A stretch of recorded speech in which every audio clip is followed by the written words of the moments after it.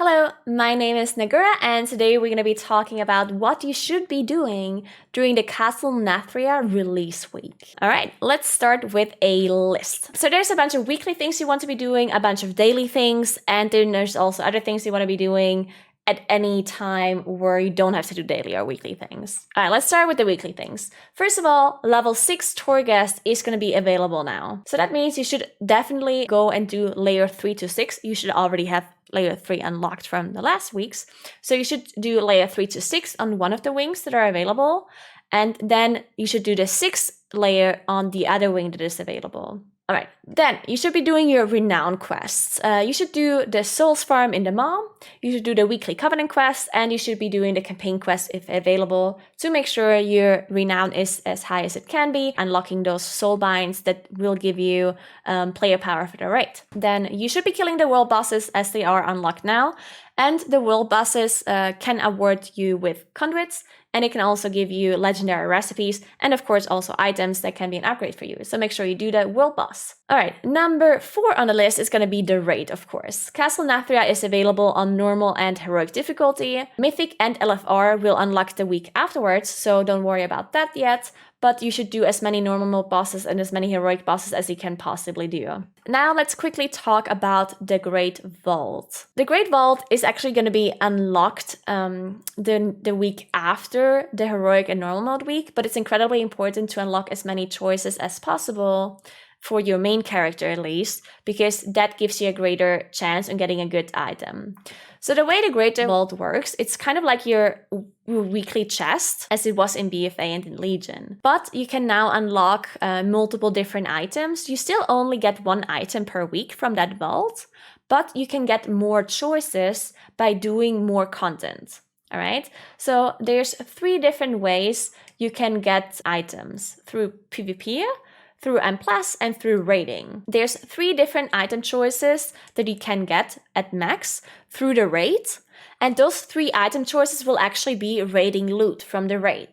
Alright, so you have to kill 10 bosses on heroic difficulty to unlock 3 different heroic item level choices that are going to be between item level 213 and 220. It has to be 10 different bosses that you kill, so you have to clear the whole raid on heroic to unlock all 3. You can't just kill one boss 10 times, that won't count. And the quality of the items, as I said, is determined by the highest difficulty that you complete each of these requirements at.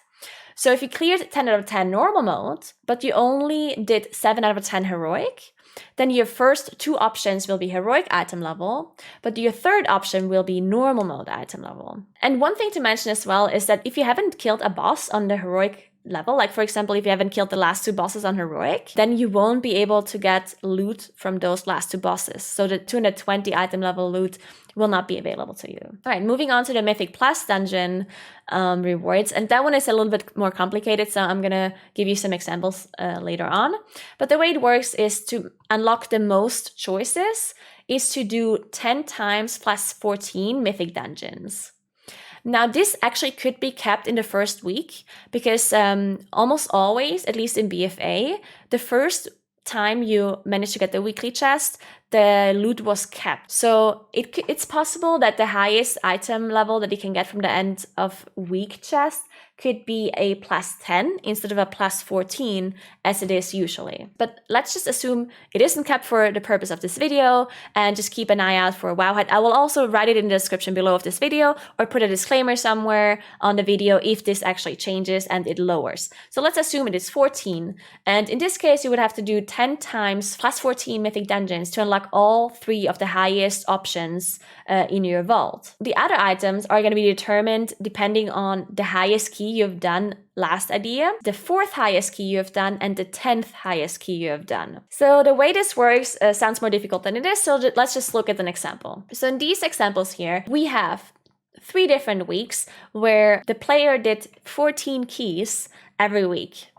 Now, the order is going to be from the highest key to the lowest key, and you can see the first highest will determine your first choice. The 4th highest will determine your second choice of loot, and the 10th highest will determine your third option. So if you do only 3 14 keys, or higher than 14, then you will only get 1 option that is the highest item level, which is 226. If you do 4 level 14 or higher keys, then you will get 2 item level 226 item level options. And your third option will be determined on your 10th highest key. So let's say I do 9 plus 20 dungeons, but then I only do a plus 7 as my 10th highest key. Then the 10th will be the 213 item level. Now, some people were confused here and they thought they're unable to do low level keys now. But this is not the case because it counts from your highest key to your lowest key. So as long as you do 10 high level dungeons, you're able to do as many low level dungeons as you want to help out your friends, for example, or to level up a key. So if you do 30 and plus dungeons a week, then you can do 20 plus 2 dungeons. As long as your first 10, your highest 10, are plus 14s or higher, then you will always get the 3 highest reward options, all right? So you don't get punished for doing lower keys at all, unless those are the only ones you're doing. Moving on to the third option to get items. One more thing I forgot to mention is that the item choices of the plus row is going to be dungeon items. So dungeon items for the M+ row, raid items for the raid row, and PvP items for the PvP row. Now moving on to the third rewards, which is going to be the PvP row, and they're going to be unlocked by earning 6,250 honor from rated PvP, so arenas or RBG. The item level is determined by the amount of rating you have. Now keep in mind, you only get PvP items here, as I mentioned, so this might not be something you want to do, since PvP items might not be interesting to you as a PvE player. Of course, if you're a PvP player, then this is totally different and you definitely want to do that. All right, now moving on, there's 2 more things you can do weekly that are not necessarily related to player power, but it's a 2 times weekly dungeon quest that reward you with anima and reputation.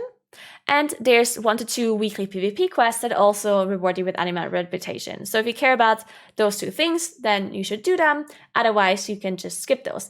But the dungeon quests are just being done anyway as you're farming M+, so you should accept the quest for sure. All right, now moving on to the daily things. The daily things didn't actually change from before the raid came out. You still want to do a maw clear every day if you care about Stygia and Venari reputation. So that means if you care about sockets on your gear. Now, if you haven't watched my video about the maw clears, then you should go ahead and watch that video because it actually explains exactly what you should be doing and how you can min-max the maw to get the most reputation, get the most Stygia out of that maw clear. And that might be pretty important if you care about those sockets and if you're a Mythic Raider, because then you can unlock your sockets earlier because they're locked behind reputation to Venari, and it's the last step of reputation. So you need to be exalted basically with Venari to be able to buy those sockets. So make sure you watch the video if you want to min-max your reputation gain. Now, the other daily thing you want to do is callings. It's mainly for reputation and anima.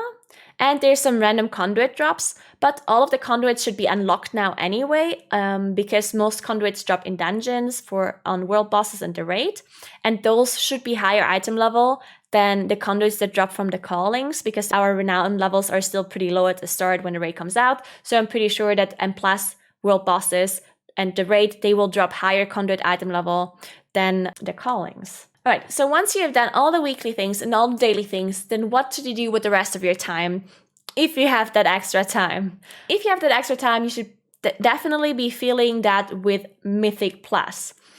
Since we now have Mythic Plus available, you should be spamming those M+ keys to get your item level and your items there to make sure your character is prepared for the raid. Now, one thing to note is that very likely in the first week, the end of dungeon chest loot will be kept. The highest item level you can get from end of dungeon loot would theoretically be higher, but because it's the first week, and Blizzard doesn't want you to get really high item level before Mythic comes out, they usually kept the item level you can farm in M+ in the first week.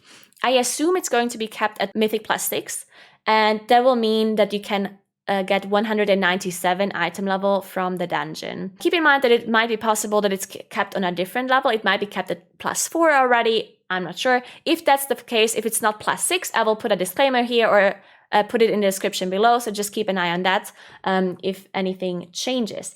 Otherwise, we're just going to keep going with the +6 here. So if the highest item level that you can get is 197, then that is a +6 key, and you should be spending +6 dungeons. There's no point of doing higher dungeons because you can't get higher item level loot, and you want to go for speed here because the faster you clear the dungeons, the more items you will be getting, right? So therefore, you should definitely be just sticking to the +6 and make sure that every time you upgrade the key, you just lower it again to a +6 and you just spam those dungeons.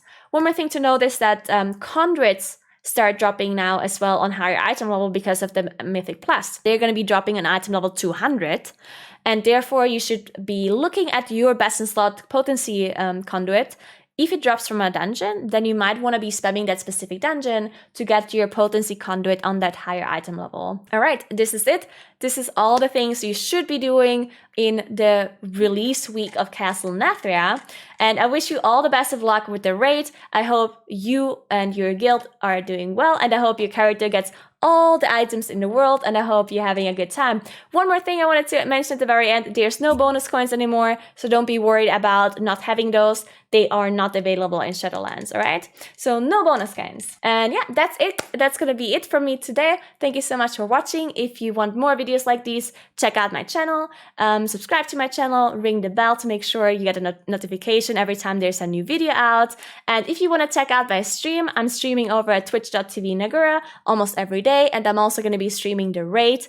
We are raiding on Thursday and Monday evening at 7 p.m. CET, so you can check out our raid clears whenever we do those. All right, thank you so much for watching, and I'll see you in the next video. Bye!